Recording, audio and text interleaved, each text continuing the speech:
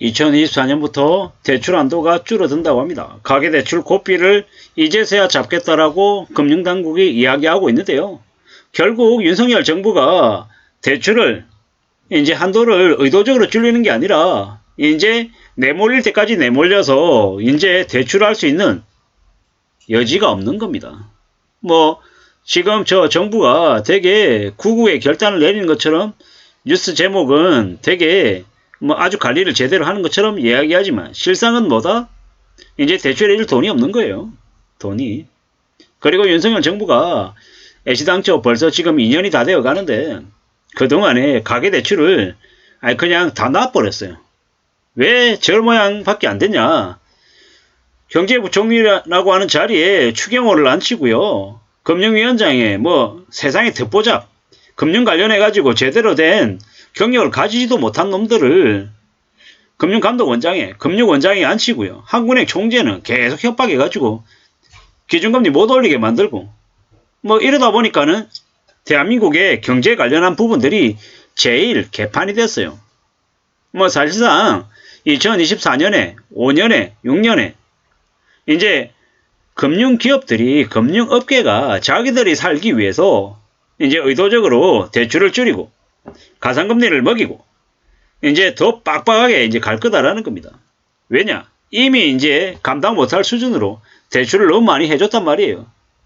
그걸 이제 줄일 수밖에 없는 거예요. 금융당국이 줄이는 게 아니라 이제 금융권들이 대한민국의 정부를 안 믿는다, 못 믿는다. 금융당국조차도 못 믿는다라는 겁니다. 스스로 자구책을 찾고 있다라고 보면 거의 맞습니다. 대한민국이라고 한 나라가 2024년부터 급격한 긴축으로 들어갑니다. 뭐 내년부터 대출이 이제 왕창 줄어드는 겁니다. 대출 한도가 최대 4% 감소한다. 저건 말 그대로 평균의 함정이기 때문에 실제로 사람들이 피부로 느끼는 건 4%가 아니라 10%, 20%, 30%, 그 이상일 수도 있을 겁니다. 앞으로 이제 빚내 가지고 뭘 하는 건 아예 포기해야 될 겁니다. 24년, 25년, 26년 부동산 관련해서도 아마 사람들이 대출할 여력이 안 돼서 집을 사는 걸 대거 포기할 거다라고 보면 맞습니다. 2024년, 5년, 6년, 7년, 8년 뭐 이 기간 동안에 꽤 오랫동안 많이 힘들어질 거다라고 보면 거의 맞습니다. 이게 이제 앞으로 닥칠 일이다라고 생각하고 움직여야 됩니다. 어떻게 살아야 될까? 어떻게 고민하고 어떻게 대응해야 될까? 많은 고민들을 하면서 지내야 된다라고 말씀을 드리고 싶습니다.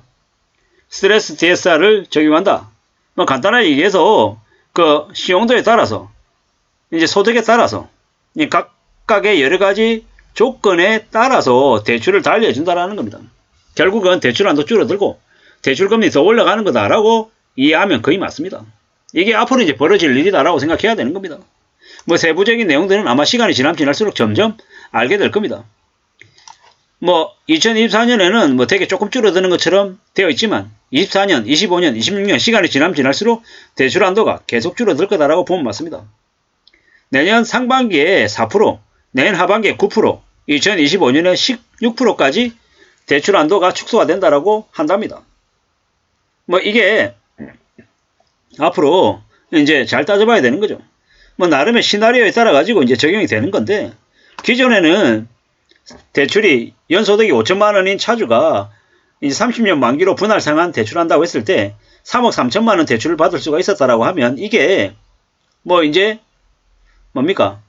3억 1천만 원으로 3억으로 뭐 2억 8천으로 계속 이제 줄어든다라고 보면 맞을 것 같습니다. 뭐 그렇게 생각을 해야죠. 뭐 이제 점점 1억엔 대출 차주는 뭐 6억 6천이던 게 6억 2천, 5억 9천, 5억 6천으로 또 줄어든다라고 봐야 되고요. 뭐 이렇게 생각하면 맞을 것 같습니다. 점점 이제 대출 한도가 계속 줄어든다 라고 보면 맞고요.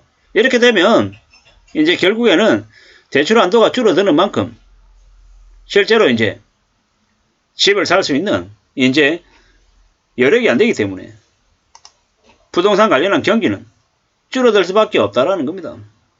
이제 그렇게 생각해야 됩니다. 앞으로 더 엄청난 일들이, 더 충격적인 일들이 벌어질 거다라고 생각해야죠. 사는 게 쉽지 않습니다. 많이 힘듭니다. 많이 어렵습니다. 기존에 계속 대출을 통해 가지고 이제 부동산 경기를 계속 이제 일으켰죠. 전세자금 대출 왕창 해주고, 뭐 주택담보대출 왕창 해주고, 그걸로 이제 계속 거품을 일으켰단 말이에요. 근데 이제 금융권들이 이제 이미 내줬던 대출도 이제 원금 상환 요구해야 되고, 가상금리 먹여야 되고, 이제 금융권들이 자기들이 먼저 살겠다고 자기들이 이제 더 긴축 모드로 이제 들어가게 되면 빚낸 사람들이 더 힘들어지고 앞으로 빚을 내려고 생각했던 사람들도 여파를, 영향을 받을 수밖에 없다라는 겁니다. 결국 스트레스 DSR을 한다. 대출 한도를 줄이고 금리를 더 높인다. 그러면 사람들이 움츠러들어서 부동산에 투자하겠다라고 뛰어들지 못한다라는 겁니다. 그게 이제 앞으로 벌어질 일이다라고 생각하면 맞겠습니다.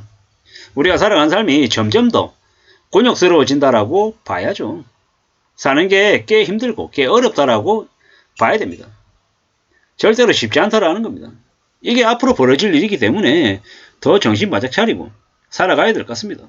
빚내 가지고 뭘 할 생각 자체를 안 하는 게 좋겠다라는 겁니다. 그나마 좀 이 충격을 좀 완화시키기 위해서 2024년 상반기, 하반기, 2025년으로 늘려놨는데 결국에는 대출 한도 줄어들고 대출금리 올라가고 이제 점점 더 어려워진다라는 겁니다. 이게 가계부채를 관리하는 실질적인 수단이 될 거다라고 했는데 이것 또한 이미 버티다 엄청 이제 왕창 이제 낮춘 다음에 마지못해 억지로 지금 한 거예요. 결국 스트레스 DSR 도입이 가계부채 증가를 늦추는 데는 기여할 수 있지만 대출을 드라마틱하게 줄일 수는 없을 거다라는 겁니다. 결국 소잃고 외양간을 고치는 형태다라고 보면 맞겠습니다. 뭐 저래놓고 또 다른 한편으로는 엇박자 내면서 더 이제 대출을 더 키워나갈지도 모른다라는 겁니다. 대한민국이라고 하는 지금의 대한민국의 정부에서는 금융수장들이 한 목소리로 한마음 한뜻으로 움직여도 나아질까 말까 하는데 다 각자 정치인들처럼 딴 생각하고 입만 나불나불거리고 제대로 된 일을 하지 않고 욕먹기 싫고 일하는 척은 하고 싶고 뭐 윤석열한테 잘 보이고는 싶고 다 개막장 인간들밖에 없다 보니까 나아질 리 없다라는 겁니다. 믿지 말라. 앞으로 빚내 가지고 뭘 할 생각은 안 하는 게 좋겠다. 많은 이들이 몰락하고 무너지고 망가지고 개 박살이 날 때까지는 두고 보고 기다려라. 함부로 쉽게 뭔가를 할 거라는 기대는 안 하는 게 좋겠다. 라는 말씀을 드립니다. 대한민국이라고 하는 나라가 앞으로 많이 망가진다. 많이 엉망이 된다. 라고 보면 거의 맞겠습니다. 상상을 초월하는 대충격들이 벌어질 겁니다. 무서운 일인 거죠.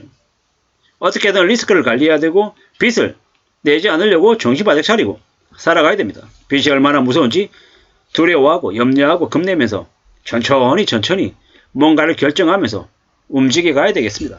그렇게 사는 게 좋겠다라고 말씀드립니다.